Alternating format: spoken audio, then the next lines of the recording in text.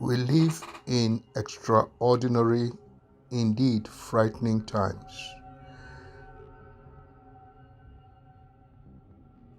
Over 780,000 people had contracted coronavirus worldwide, and of these, 38,000 have already died.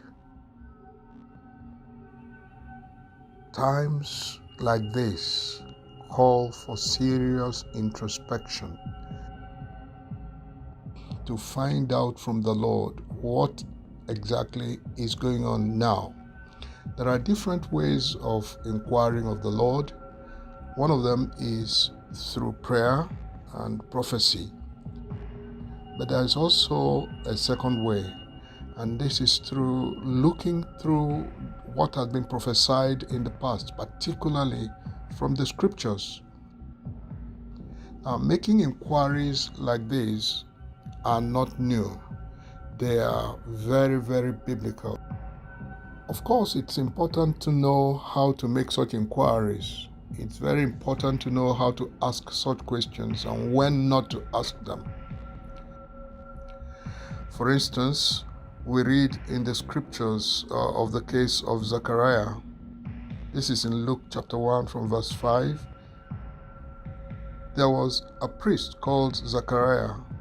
His wife Elizabeth was also a descendant of Aaron.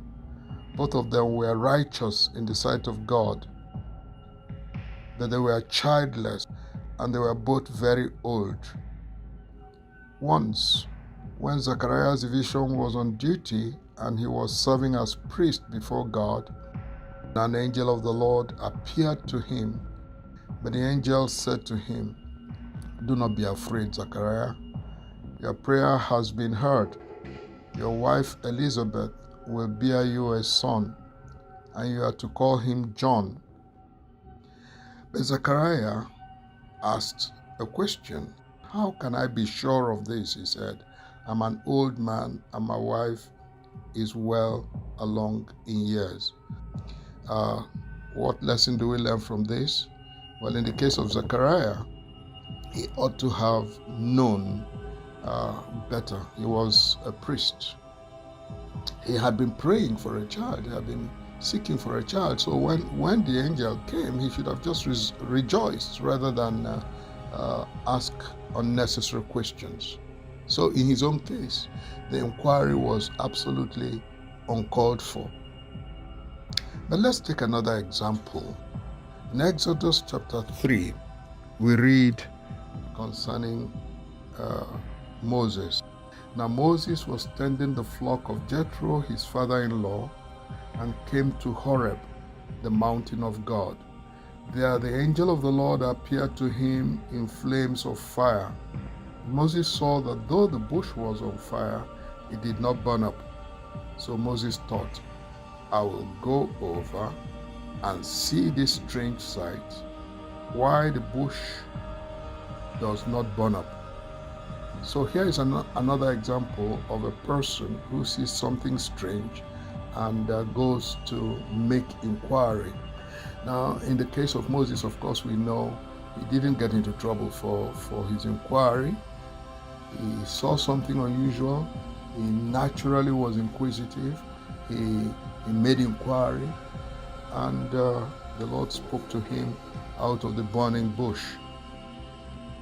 There are several other examples in the scriptures.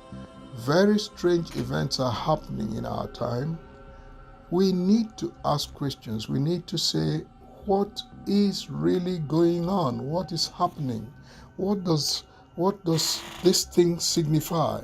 How does this begin to tally with the faith that we have in the Lord?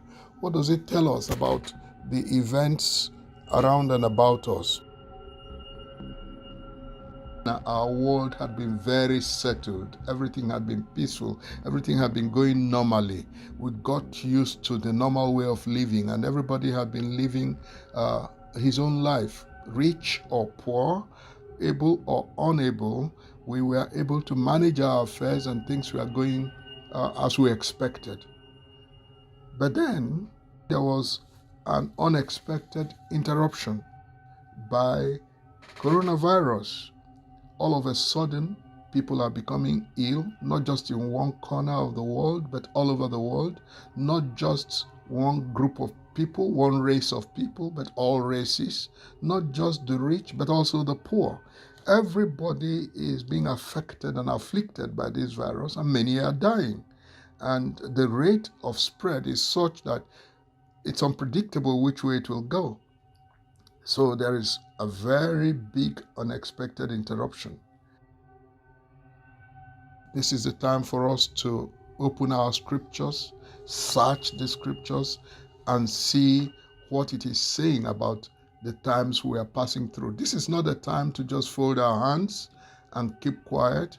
This is not the time to just pray. Yes, we need to pray, but we need to investigate. This is a time when Jesus says, watch and pray.